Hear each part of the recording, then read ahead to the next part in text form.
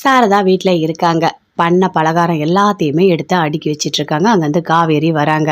என்னடி அவங்க வீட்டுக்கு போகணும்னு சொன்னோம்ல, வரியா அப்படின்னு கேட்குறாங்க.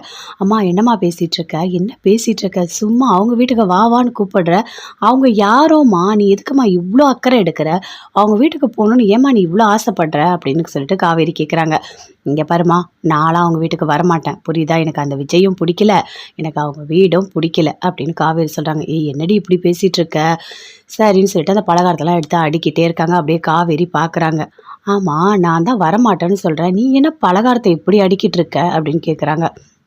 இங்கே பாருடி, ஏன்டி இப்படிலாம் பேசிகிட்டு இருக்க, ஏன் இப்படிலாம் பேசிகிட்டு இருக்க, இவ்வளோ நாள் உங்களுக்காக மட்டும் தானே நான் வாழ்ந்தேன், நீங்களே உலகம்னு நான் இருந்தேன் தெரியுமா, ஆனால் இப்போது எனக்காக என்னோட ஆசைக்காக நான் அவங்க வீட்டுக்கு போகணுன்னு நினைக்கிறேன், ஆனால் நீ வேணான்னு சொல்கிற, நீ எல்லாம் ஒரு பொண்ணா, நீங்கள்லாம் யாரும் வேணாம் போங்கடி, நானும் போகல, போ, என்னோட ஆசையை நிறைவேற்ற வேண்டாம் அப்படின்னு போயிட்டு அப்படியே சோஃபாவில் உட்காந்துட்டு அப்படியே அழறாங்க, தேம்பி தேம்பி அழுதுட்டு இருக்காங்க. காவேரி அப்படியே பார்க்குறாங்க, அம்மா என்ன இப்படி அழறாங்க அப்படின்னு சொல்லிட்டு.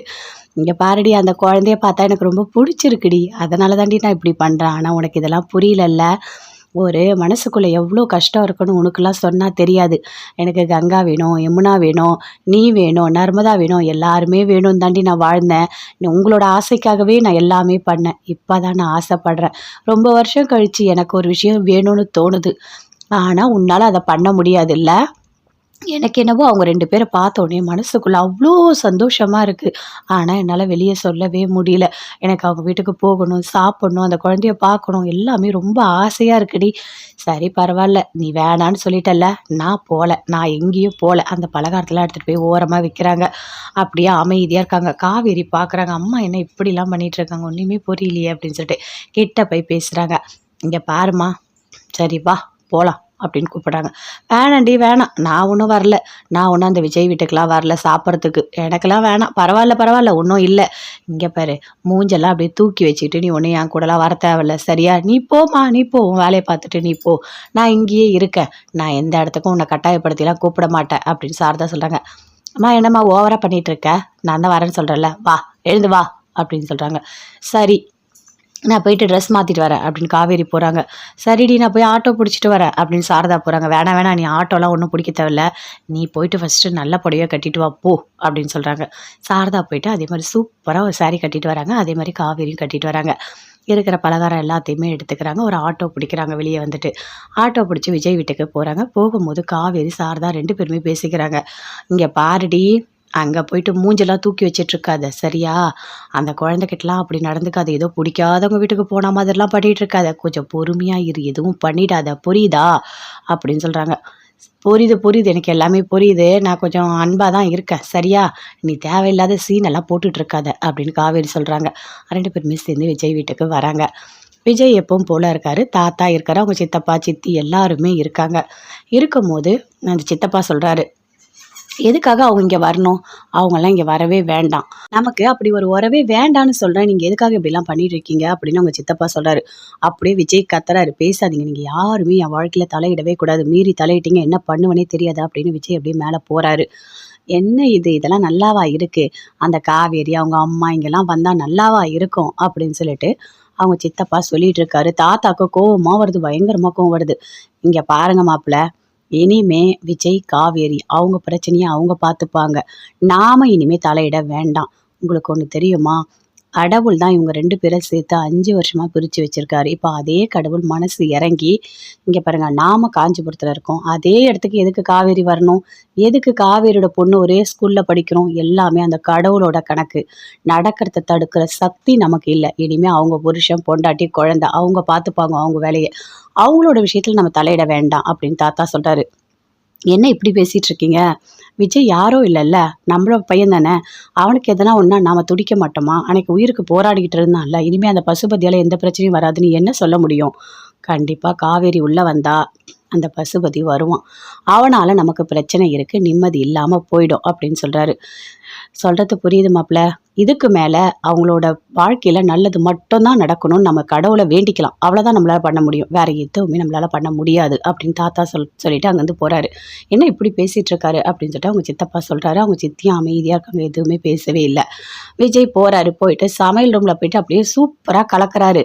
மீன் குழம்பு, மீன் வறுவல் எல்லாமே ரெடி பண்ணி வச்சுருக்காரு. அங்கேருந்து சமையல்காரக்கா வராங்க. என்னப்பா நான் சமைக்கட்டுமா, என்ன சமைக்கணும் நீ சொல்லு, நான் எல்லாமே பண்ணுறேன் அப்படின்னு சொல்கிறாங்க. இங்கே பாருங்கள், இன்றைக்கி உங்களுக்கு லீவ், நீங்கள் எதுவுமே செய்யக்கூடாது, எல்லாமே நான் தான் செய்ய போகிறேன். ஏன்னா எனக்கு பிடிச்ச கெஸ்ட்டு வராங்க, அதனால் நான் தான் பண்ண போகிறேன் அப்படின்னு விஜய் சொல்கிறாரு. நீங்கள் என்ன பண்ணுவீங்க அப்படின்னு கேட்குறாங்க. என்ன பண்ண முடியாது செல்வி அக்கா, எல்லாமே நான் பண்ணுவேன். மீன் குழம்பு, மீன் வறுவல், சிக்கன் குழம்பு, சிக்கன் வறுவல், எல்லாமே சூப்பராக, முட்டை பொரியல் எல்லாமே நான் பண்ணுவேன் அப்படின்னு விஜய் சொல்கிறார்.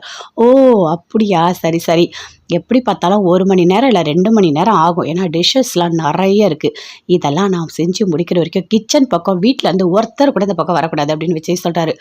இதெல்லாம் உங்களால் பண்ண முடியுமா, நான் வேணால் வெங்காயம் தக்காளி ஏதாவது அரிஞ்சு கொடுக்கட்டுமா அப்படின்னு கேட்குறாங்க. இங்கே பாருங்கள், வெங்காயம் அரிஞ்சு கொடுக்குறேன், இந்த தக்காளி அரிஞ்சு கொடுக்குறேன், இந்த கதையெல்லாம் வேண்டாம், நீங்கள் எதுவுமே பண்ண வேண்டாம், அமைதியாக இருந்தால் போதும், உங்களுக்கு புரியுதா அப்படின்னு சொல்லிட்டு விஜய் சொல்கிறாரு. சரி தம்பி சரி, நீ சொல்கிறதுலாம் எனக்கு புரியுது, இருந்தாலும் நீங்கள் தனியாக கஷ்டப்படுத்த பார்த்தா ஒரு மாதிரி இருக்குது, பரவாயில்ல நீங்கள் போங்க, நான் பார்த்துக்கிறேன்க்கா அப்படின்னு விஜய் சொல்கிறாரு. சமையல் எல்லாமே சூப்பராக ரெடி பண்ணி வைக்கிறாரு. தாத்தா பார்க்குறாரு, பார்த்துட்டு கேட்குறாரு, என்ன விஜய் எல்லாமே நீயே பண்ணியிருக்கியா, மீன் வச்சுருக்க, மீன் குழம்பு பொரிச்சிருக்க, எல்லாமே பண்ணியிருக்க, கறி குழம்பு எல்லாமே சூப்பராக டேஸ்ட்டாக இருக்குது அப்படின்னு தாத்தா டேஸ்ட்டு பார்க்குறாரு. ஆமாம், என்னோட காவேரிக்காக என் கையால் நான் சமையல் பண்ணியிருக்கேன், நல்லா இருக்கா தாத்தா அப்படின்னு விஜய் கேட்குறாரு. சூப்பராக இருக்குப்பா, உன் நல்ல மனசுக்கு எல்லாமே நல்லதாகவே நடக்கும் அப்படின்னு சொல்கிறாரு. எல்லாமே ரெடி பண்ணிட்டாரு. அக்கா இதெல்லாம் எடுத்துகிட்டு போய் நீங்கள் அங்கே டேபிளில் வச்சிடுங்க அப்படின்னு விஜய் சொல்கிறாரு. சூப்பர் தம்பி, உண்மையாகவே டேஸ்ட்டாக இருக்குது அப்படின்னு செல்வி அக்காவும் சொல்கிறாங்க. எல்லாத்தையும் கொண்டு போய் அரேஞ்ச் பண்ணிட்டாங்க. அப்பா நான் வந்துட்டு அவங்களுக்கு சாரதா அவங்க இருக்காங்கல்ல, அந்த பாட்டிக்கு ஃபோன் பண்ணி கொடுங்க, நான் ஃபோன் பண்ணி பேசுவேன், எப்போ வரீங்க நான் கேட்குறேன் அப்படின்னு சொல்லிட்டு குட்டி காவேரி சொல்கிறாங்க. இங்கே பாருமா, அவங்க அங்கேருந்து ஆட்டோ பிடிச்சி வந்துட்டுருப்பாங்க, நம்ம ஃபோன் பண்ணி அவங்கள டிஸ்டர்ப் பண்ணக்கூடாது, அவங்களே வந்துடுவாங்க அப்படின்னு விஜய் சொல்கிறாரு.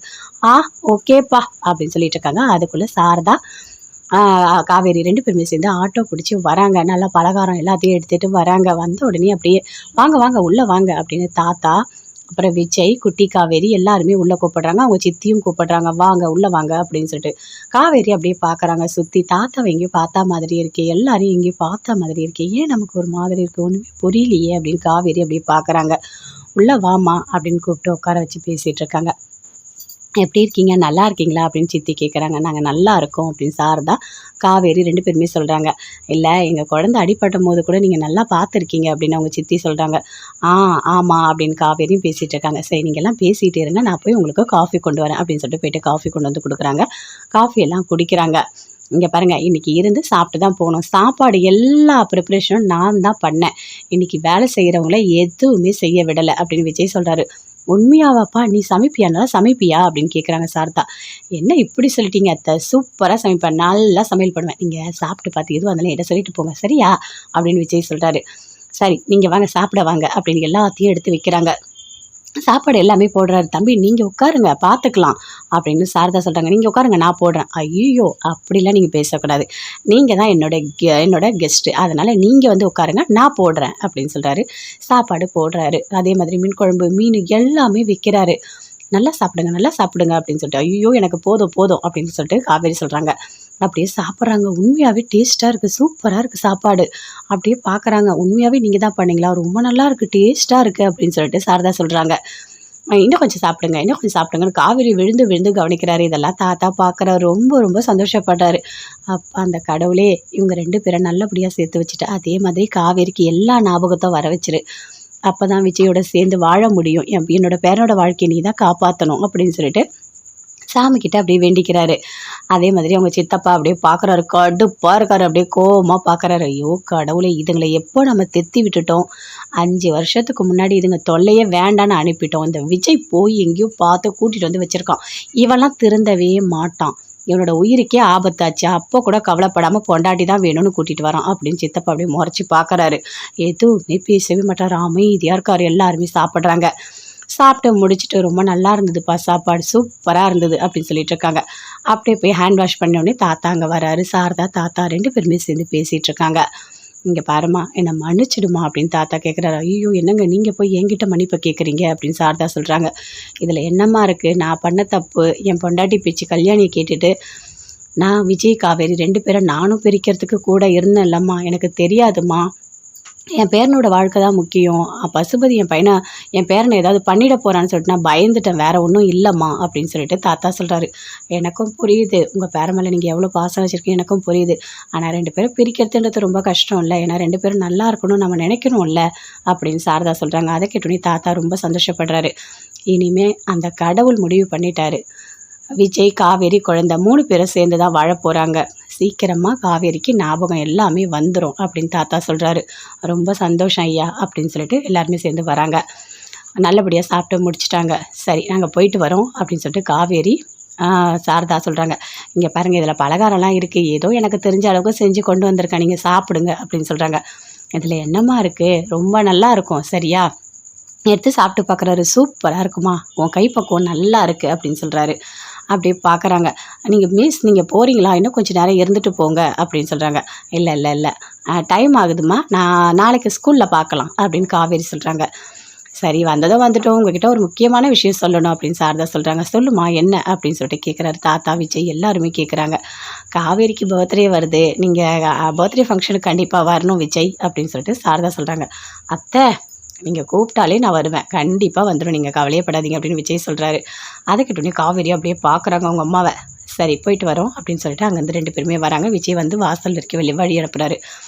வரும்போது ஆட்டோவில் சொல்கிறாங்க. அம்மா நீ திருந்தவே மாட்டியா, ஏம்மா நீ இப்படி பண்ணிகிட்டு இருக்க, அவரை போய் எதுக்காகம்மா பர்த்டே ஃபங்க்ஷனுக்குலாம் கூப்பிடுற, என்னோடய பர்த்டே அவ்வளோ இம்பார்ட்டன்ஸா, அதெல்லாம் ஒன்றும் இல்லைம்மா, ஏதோ கோயிலுக்கு போனோம் முடிஞ்சிடும் அவ்வளோதான், நீ என்ன ஏதோ கேக்கெலாம் வெட்டுற மாதிரி அவரை வர சொல்கிற, ஏம்மா நீ இதெல்லாம் பண்ணிகிட்டு இருக்க அப்படின்னு காவேரி இப்படி கத்துறாங்க.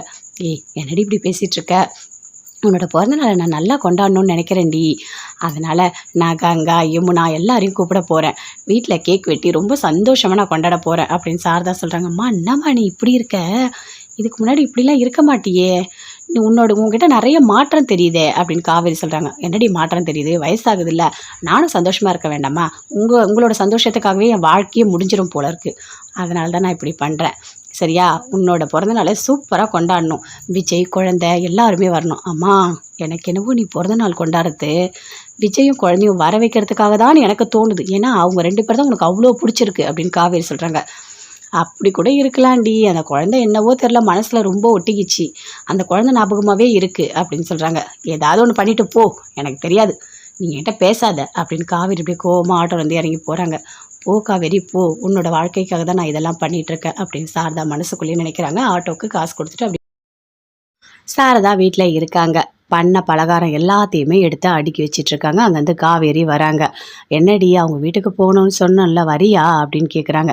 அம்மா என்னம்மா பேசிகிட்ருக்க, என்ன பேசிகிட்ருக்க, சும்மா அவங்க வீட்டுக்கு வான்னு கூப்பிடுற, அவங்க யாரோம்மா, நீ எதுக்குமா இவ்வளோ அக்கறை எடுக்கிற, அவங்க வீட்டுக்கு போகணுன்னு ஏம்மா நீ இவ்வளோ ஆசைப்படுற அப்படின்னு சொல்லிட்டு காவேரி கேட்குறாங்க.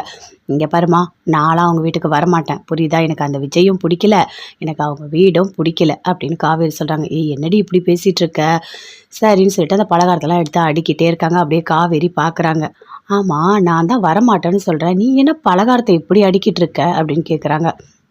இங்கே பாருடி, ஏன்டி இப்படிலாம் பேசிகிட்ருக்க, ஏன் இப்படிலாம் பேசிகிட்ருக்க, இவ்வளோ நாள் உங்களுக்காக மட்டும் தானே நான் வாழ்ந்தேன், நீங்களே உலகம்னு நான் இருந்தேன் தெரியுமா, ஆனால் இப்போது எனக்காக என்னோடய ஆசைக்காக நான் அவங்க வீட்டுக்கு போகணுன்னு நினைக்கிறேன், ஆனால் நீ வேணான்னு சொல்கிற, நீ எல்லாம் ஒரு பொண்ணா, நீங்கள்லாம் யாரும் வேணாம் போங்கடி, நானும் போகல, போ, என்னோடய ஆசையை நிறைவேற்ற வேண்டாம் அப்படின்னு போயிட்டு அப்படியே சோஃபாவில் உட்காந்துட்டு அப்படியே அழறாங்க, தேம்பி அழுதுட்ருக்காங்க. காவேரி அப்படியே பார்க்குறாங்க, அம்மா என்ன இப்படி அழறாங்க அப்படின்னு சொல்லிட்டு. இங்கே பாருடி, அந்த குழந்தைய பார்த்தா எனக்கு ரொம்ப பிடிச்சிருக்குடி, அதனால தாண்டி நான் இப்படி பண்ணுறேன், ஆனால் உனக்கு இதெல்லாம் புரியலல்ல, ஒரு மனசுக்குள்ளே எவ்வளோ கஷ்டம் இருக்குன்னு உனக்கெல்லாம் சொன்னால் தெரியாது, எனக்கு கங்கா வேணும், யமுனா வேணும், நீ வேணும், நர்மதா வேணும், எல்லாருமே வேணும் தாண்டி நான் வாழ்ந்தேன், உங்களோட ஆசைக்காகவே நான் எல்லாமே பண்ணேன், இப்போ தான் நான் ஆசைப்படுறேன், ரொம்ப வருஷம் கழித்து எனக்கு ஒரு விஷயம் வேணும்னு தோணுது, ஆனால் உன்னால் அதை பண்ண முடியாதுல்ல, எனக்கு என்னவோ அவங்க 2 பேர பார்த்தோனே மனசுக்குள்ள அவ்ளோ சந்தோஷமா இருக்கு. ஆனா, என்னால வெளிய சொல்லவே முடியல. எனக்கு அவங்க வீட்டுக்கு போகணும், சாப்பிடணும், அந்த குழந்தைய பார்க்கணும் எல்லாமே ரொம்ப ஆசையா இருக்குடி. சரி பரவால்ல. நீ வேணான்னு சொல்லிட்டல்ல, நான் போல. நான் எங்கேயும் போல. அந்த பலகாரத்தலாம் எடுத்துட்டு போய் ஓரமா வைக்கிறாங்க. அப்படியே அமைதியா இருக்காங்க. காவேரி பார்க்குறாங்க. அம்மா என்ன இப்படிலாம் பண்ணிட்டு இருக்காங்க? ஒண்ணுமே புரியலையே அப்படின்னு சொல்லிட்டு. கிட்ட போய் பேசுறாங்க. இங்க பாரும்மா. சரி வா போலாம். அப்படின்னு கூப்பிடுறாங்க. வேணாண்டி வேணாம். நான் ஒண்ணும் வரல.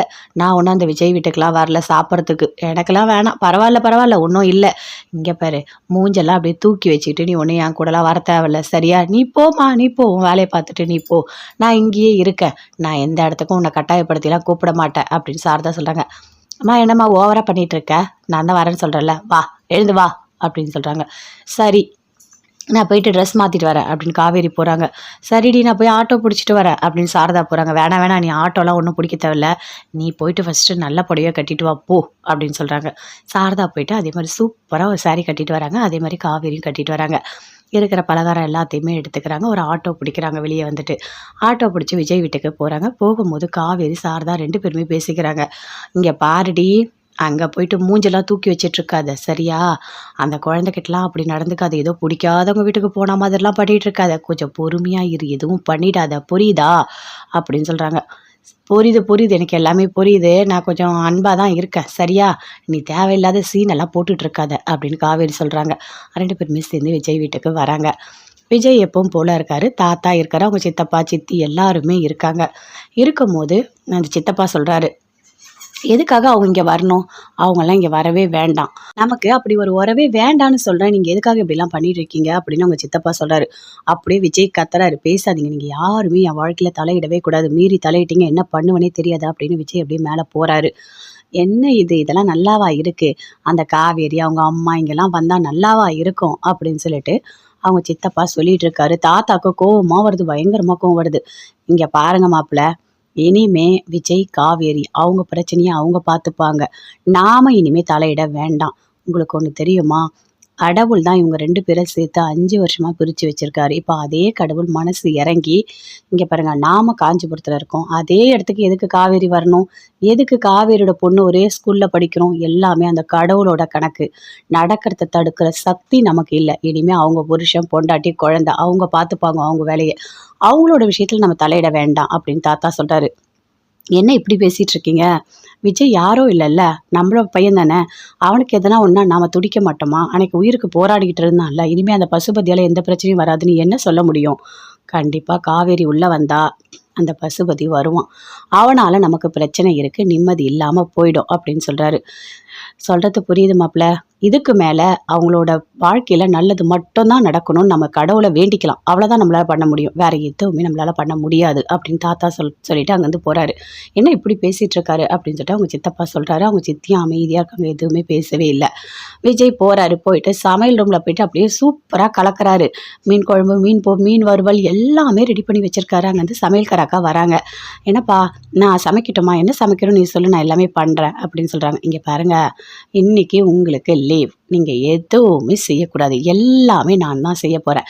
ஏன்னா எனக்கு புடிச்ச கெஸ்ட் வராங்க. அதனால நான் தான் பண்ண போறேன்" அப்படின்னு விஜய் சொல்றாரு. "நீங்க என்ன பண்ணுவீங்க?" அப்படின்னு கேட்குறாங்க. "என்ன பண்ண முடியாது செல்வி அக்கா. எல்லாமே நான் பண்ணுவேன். மீன் குழம்பு, மீன் வறுவல், சிக்கன் குழம்பு, சிக்கன் வறுவல் எல்லாமே சூப்பரா முட்டை பொரியல் எல்லாமே நான் பண்ணுவேன்" அப்படின்னு விஜய் சொல்றாரு. "ஓ! அப்படியா? சரி, சரி. எப்படி பார்த்தாலும் 1 மணி நேரம் இல்ல 2 மணி நேரம் ஆகும். ஏன்னா டிஷ்ஷஸ்லாம் நெறைய இருக்கு. இதெல்லாம் நான் செஞ்சு முடிக்கிற வரைக்கும் கிச்சன் பக்கம் வீட்லருந்து ஒருத்தர் கூட இந்த பக்கம் வரக்கூடாது" அப்படின்னு விஜய் சொல்றாரு. "இதெல்லாம் உங்களால பண்ண முடியுமா? நான் வேணா வெங்காயம், தக்காளி ஏதாவது அரிஞ்சு குடுக்கட்டுமா?" அப்படின்னு கேட்குறாங்க. "இங்க பாருங்க. வெங்காயம் அரிஞ்சு குடுக்குறேன், இந்த தக்காளி அரிஞ்சு குடுக்குறேன். இந்த கதையெல்லாம் வேண்டாம். நீங்க எதுவுமே பண்ண வேண்டாம். அமைதியா இருந்தா போதும். உங்களுக்கு புரியுதா?" அப்படின்னு சொல்லிட்டு விஜய் சொல்றாரு. "சரி தம்பி, சரி. நீ சொல்றதெல்லாம் எனக்கு புரியுது. இருந்தாலும் நீங்க தனியா கஷ்டப்படுறத பார்த்தா ஒரு மாதிரி இருக்கு. பரவால்ல நீங்க போங்க. நான் பார்த்துக்கிறேன்க்கா" அப்படின்னு விஜய் சொல்றாரு. சமையல் எல்லாமே சூப்பரா ரெடி பண்ணி வைக்கிறாரு. தாத்தா பார்க்குறாரு. பார்த்துட்டு கேட்குறாரு, "என்ன விஜய் எல்லாமே நீயே பண்ணியிருக்கியா? மீன் வச்சிருக்க, மீன் குழம்பு பொரிச்சிருக்க, எல்லாமே பண்ணியிருக்க. கறி குழம்பு எல்லாமே சூப்பரா டேஸ்ட்டா இருக்கு" அப்படின்னு தாத்தா டேஸ்ட்டு பார்க்குறாரு. "ஆமா, ஆமா. என்னோட காவேரிக்காக என் கையால நான் சமையல் பண்ணியிருக்கேன். நல்லா இருக்கா தாத்தா?" அப்படின்னு விஜய் கேட்குறாரு. "சூப்பரா இருக்குப்பா. உன் நல்ல மனசுக்கு எல்லாமே நல்லதாகவே நடக்கும் அப்படின்னு சொல்கிறாரு. எல்லாமே ரெடி பண்ணிட்டாரு. அக்கா இதெல்லாம் எடுத்துகிட்டு போய் நீங்கள் அங்கே டேபிளில் வச்சிடுங்க அப்படின்னு விஜய் சொல்கிறாரு. சூப்பர் தம்பி, உண்மையாகவே டேஸ்ட்டாக இருக்குது அப்படின்னு செல்வி அக்காவும் சொல்கிறாங்க. எல்லாத்தையும் கொண்டு போய் அரேஞ்ச் பண்ணிட்டாங்க. அப்பா நான் வந்துட்டு அவங்களுக்கு சாரதா அவங்க இருக்காங்கல்ல, அந்த பாட்டிக்கு ஃபோன் பண்ணி கொடுங்க, நான் ஃபோன் பண்ணி பேசுகிறேன், எப்போ வரீங்க நான் கேட்குறேன் அப்படின்னு சொல்லிட்டு குட்டி காவேரி சொல்கிறாங்க. இங்கே பாருமா, அவங்க அங்கேருந்து ஆட்டோ பிடிச்சி வந்துட்டுருப்பாங்க, நம்ம ஃபோன் பண்ணி அவங்கள டிஸ்டர்ப் பண்ணக்கூடாது, அவங்களே வந்துடுவாங்க அப்படின்னு விஜய் சொல்கிறாரு. ஓகேப்பா அப்படின்னு சொல்லிட்டு இருக்காங்க. அதுக்குள்ளே சாரதா காவேரி 2 பேருமே சேர்ந்து ஆட்டோ பிடிச்சி வராங்க. நல்லா பலகாரம் எல்லாத்தையும் எடுத்துகிட்டு வராங்க. வந்த உடனே அப்படியே வாங்க வாங்க உள்ளே வாங்க அப்படின்னு தாத்தா, அப்புறம் விஜய், குட்டி காவேரி எல்லாருமே உள்ளே கூப்பிடுறாங்க. அவங்க சித்தியும் கூப்பிடுறாங்க, வாங்க உள்ளே வாங்க அப்படின்னு சொல்லிட்டு. காவேரி அப்படியே பார்க்குறாங்க சுற்றி. தாத்தாவை எங்கேயும் பார்த்தா மாதிரி இருக்கே, எல்லாரையும் எங்கேயும் பார்த்தா மாதிரி இருக்கே, ஏன் நமக்கு ஒரு மாதிரி இருக்குது, ஒன்றுமே புரியலையே அப்படின்னு காவேரி அப்படியே பார்க்குறாங்க. உள்ளே வாமா அப்படின்னு கூப்பிட்டு உட்கார வச்சு பேசிகிட்டு இருக்காங்க. எப்படி இருக்கீங்க, நல்லா இருக்கீங்களா அப்படின்னு சித்தி கேட்குறாங்க. நாங்கள் நல்லா இருக்கோம் அப்படின்னு சாரதா, காவேரி 2 பேருமே சொல்கிறாங்க. இல்லை, எங்கள் குழந்தை அடிபட்டும் போது கூட நீங்கள் நல்லா பார்த்துருக்கீங்க அப்படின்னு அவங்க சித்தி சொல்கிறாங்க. ஆமாம் அப்படின்னு காவேரியும் பேசிகிட்டு இருக்காங்க. சரி, நீங்கள் எல்லாம் பேசிகிட்டு இருங்க, நான் போய் உங்களுக்கு காஃபி கொண்டு வரேன் அப்படின்னு சொல்லிட்டு போயிட்டு காஃபி கொண்டு வந்து கொடுக்குறாங்க. காஃபி எல்லாம் குடிக்கிறாங்க. இங்கே பாருங்கள், இன்றைக்கி இருந்து சாப்பிட்டு தான் போகணும், சாப்பாடு எல்லா ப்ரிப்ரேஷனும் நான் தான் பண்ணேன், இன்றைக்கி வேலை செய்கிறவங்கள எதுவுமே செய்ய விடலை அப்படின்னு விஜய் சொல்கிறாரு. உண்மையாவாப்பா, நீ சமைப்பியா, நல்லா சமைப்பியா அப்படின்னு கேட்குறாங்க சாரதா. என்ன இப்படி சொல்லிட்டீங்க அத்தை, சூப்பராக சமைப்பேன், நல்லா சமையல் பண்ணுவேன், நீங்கள் சாப்பிட்டு பார்த்து எதுவும் அதெல்லாம் என்ன சொல்லிட்டு போங்க சரியா அப்படின்னு விஜய் சொல்கிறாரு. சரி, நீங்கள் வாங்க சாப்பிட வாங்க அப்படின்னு எல்லாத்தையும் எடுத்து வைக்கிறாங்க. சாப்பாடு எல்லாமே போடுறாரு. தம்பி நீங்கள் உட்காருங்க பார்த்துக்கலாம் அப்படின்னு சாரதா சொல்கிறாங்க. நீங்கள் உட்காருங்க, நான் போடுறேன். ஐயோ, அப்படிலாம் நீங்கள் பேசக்கூடாது, நீங்கள் தான் என்னோட கெஸ்ட்டு, அதனால் நீங்கள் வந்து உட்காருங்க, நான் போடுறேன் அப்படின்னு சொல்கிறாரு. சாப்பாடு போடுறாரு. அதே மாதிரி மீன் குழம்பு, மீன் எல்லாமே விற்கிறாரு. நல்லா சாப்பிடுங்க, நல்லா சாப்பிடுங்க அப்படின்னு சொல்லிட்டு. ஐயோ, எனக்கு போதும் போதும் அப்படின்னு சொல்லிட்டு காவேரி சொல்கிறாங்க. அப்படியே சாப்பிட்றாங்க. உண்மையாகவே டேஸ்ட்டாக இருக்குது, சூப்பராக இருக்குது சாப்பாடு. அப்படியே பார்க்குறாங்க. உண்மையாகவே நீங்கள் தான் பண்ணீங்களா, ரொம்ப நல்லா இருக்குது, டேஸ்ட்டாக இருக்குது அப்படின்னு சொல்லிட்டு சாரதா சொல்கிறாங்க. இன்னும் கொஞ்சம் சாப்பிடுங்க, இன்னும் கொஞ்சம் சாப்பிடுங்கன்னு காவேரி விழுந்து விழுந்து கவனிக்கிறாரு. இதெல்லாம் தாத்தா பார்க்குறாரு. ரொம்ப ரொம்ப சந்தோஷப்படுறாரு. அப்போ அந்த கடவுளே இவங்க 2 பேரை நல்லபடியாக சேர்த்து வச்சுட்டு அதே மாதிரி காவேரிக்கு எல்லா ஞாபகத்தை வர வச்சிரு, அப்போ தான் விஜயோட சேர்ந்து வாழ முடியும், என்னோட பேரனோட வாழ்க்கையை நீ தான் காப்பாற்றணும் அப்படின்னு சொல்லிட்டு சாமிக்கிட்ட அப்படியே வேண்டிக்கிறாரு. அதே மாதிரி அவங்க சித்தப்பா அப்படியே பார்க்குறாரு. கடுப்பாக இருக்காரு. அப்படியே கோவமாக பார்க்குறாரு. ஐயோ கடவுளே, இதுங்களை எப்போ நம்ம தெத்தி விட்டுட்டோம், 5 வருஷத்துக்கு முன்னாடி இதுங்க தொல்லையே வேண்டான்னு அனுப்பிட்டோம், இந்த விஜய் போய் எங்கேயோ பார்த்து கூட்டிகிட்டு வந்து வச்சுருக்கான், இவெல்லாம் திருந்தவே மாட்டான், இவனோட உயிருக்கே ஆபத்தாச்சு, அப்போ கூட கவலைப்படாமல் பொண்டாட்டி தான் வேணும்னு கூட்டிகிட்டு வரான் அப்படின்னு சித்தப்பா அப்படியே முறைச்சி பார்க்குறாரு. எதுவுமே பேசவே மாட்டார், அமைதியாக இருக்கார். எல்லாருமே சாப்பிட்றாங்க. சாப்பிட்டு முடிச்சுட்டு ரொம்ப நல்லா இருந்ததுப்பா சாப்பாடு, சூப்பராக இருந்தது அப்படின்னு சொல்லிட்டு இருக்காங்க. அப்படியே போய் ஹேண்ட் வாஷ் பண்ணோடனே தாத்தா அங்கே வராரு. சாரதா தாத்தா 2 பேருமே சேர்ந்து பேசிகிட்டு இருக்காங்க. இங்கே பாருமா, என்னை மன்னிச்சிடுமா அப்படின்னு தாத்தா கேட்குறாரு. ஐயோ என்னங்க நீங்கள் போய் என்கிட்ட மன்னிப்பை கேட்குறீங்க அப்படின்னு சாரதா சொல்கிறாங்க. இதில் என்னம்மா இருக்குது, நான் பண்ண தப்பு, என் பொண்டாட்டி பேச்சு கல்யாணியை கேட்டுட்டு நான் விஜய் காவேரி 2 பேரை நானும் பிரிக்கிறதுக்கு கூட இருந்தேன் இல்லைம்மா, எனக்கு தெரியாதுமா, என் பேரனோட வாழ்க்கை தான் முக்கியம், பசுபதி என் பேரனை ஏதாவது பண்ணிட போகிறான்னு சொல்லிட்டு நான் பயந்துட்டேன், வேறு ஒன்றும் இல்லைம்மா அப்படின்னு சொல்லிட்டு தாத்தா சொல்கிறாரு. எனக்கும் புரியுது, உங்கள் பேரன் மேலே நீங்கள் எவ்வளோ பாசம் வச்சுருக்கீங்க, எனக்கும் புரியுது, ஆனால் 2 பேரும் பிரிக்கிறதுன்றது ரொம்ப கஷ்டம் இல்லை, ஏன்னா 2 பேரும் நல்லா இருக்கணும் நம்ம நினைக்கணும்ல அப்படின்னு சாரதா சொல்கிறாங்க. அதை கேட்டோன்னே தாத்தா ரொம்ப சந்தோஷப்படுறாரு. இனிமேல் அந்த கடவுள் முடிவு பண்ணிட்டாரு, விஜய் காவேரி குழந்தை 3 பேரும் சேர்ந்து தான் வாழ போகிறாங்க, சீக்கிரமாக காவேரிக்கு ஞாபகம் எல்லாமே வந்துடும் அப்படின்னு தாத்தா சொல்கிறாரு. ரொம்ப சந்தோஷம் ஐயா அப்படின்னு சொல்லிட்டு எல்லாருமே சேர்ந்து வராங்க. நல்லபடியாக சாப்பிட்டு முடிச்சிட்டாங்க. சரி, நாங்கள் போயிட்டு வரோம் அப்படின்னு சொல்லிட்டு காவேரி சாரதா சொல்கிறாங்க. இங்கே பாருங்கள், இதில் பலகாரம்லாம் இருக்குது, ஏதோ எனக்கு தெரிஞ்ச அளவுக்கு செஞ்சு கொண்டு வந்திருக்கேன், நீங்கள் சாப்பிடுங்க அப்படின்னு சொல்கிறாங்க. இதில் என்னம்மா இருக்குது, ரொம்ப நல்லா இருக்கும் சரியா, எடுத்து சாப்பிட்டு பார்க்குறாரு. சூப்பராக இருக்குமா, உன் கைப்பக்குவம் நல்லா இருக்குது அப்படின்னு சொல்கிறாரு. அப்படியே பார்க்குறாங்க. நீங்கள் போகிறீங்களா, இன்னும் கொஞ்சம் நேரம் இருந்துட்டு போங்க அப்படின்னு சொல்கிறாங்க. இல்லை டைம் ஆகுதுமா, நான் நாளைக்கு ஸ்கூலில் பார்க்கலாம் அப்படின்னு காவேரி சொல்கிறாங்க.